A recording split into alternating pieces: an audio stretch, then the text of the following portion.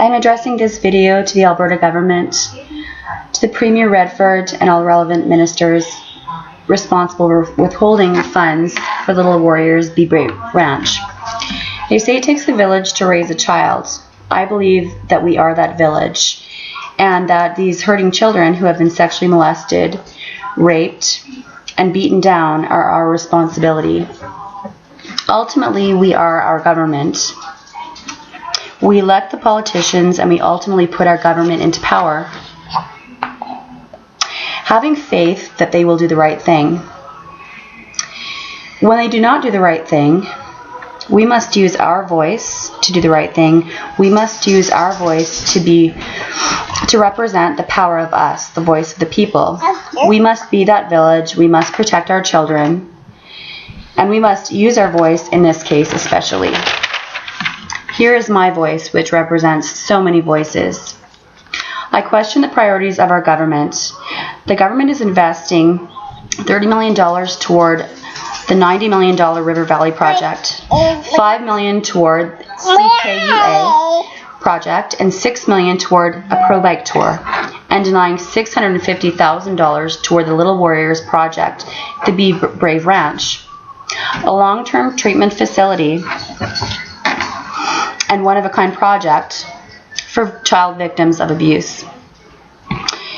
And what does this mean? It means that once again our children are not a priority of the government.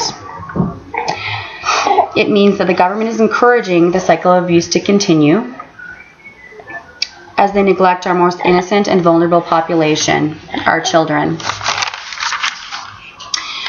By denying the promised funding for the Little Warriors Be Brave Ranch, the government, it seems, cares more about rapists and pedophiles, giving them a slap on the hand, a few years in prison, and then spending a huge amount of money on protecting and rehabilitating them, putting them into our neighborhoods, only to reoffend again. So where is the funding for protection and long-term rehabilitation for the child victims of abuse? Obviously, it is being invested in the government's top priorities, recreation, culture, among other things.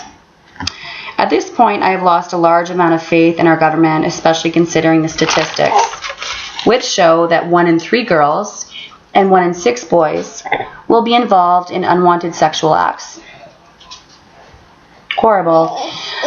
According to Statistics Canada 2010, during 2008, children and youth under the age of 18 represented over half, 59%, of all police-reported sexual assault victims.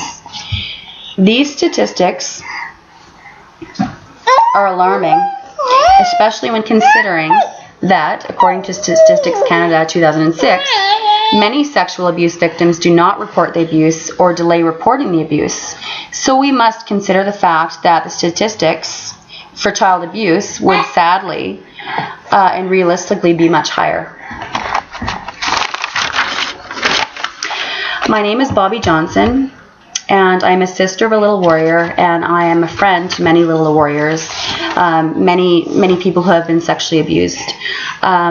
Premier Redford, you must do the right thing. You must do the right thing. You must put our children first. You must make our children a priority. You must try to lessen the cycle of abuse and take immediate action and responsibility, and ultimately hear our voice. Thank you.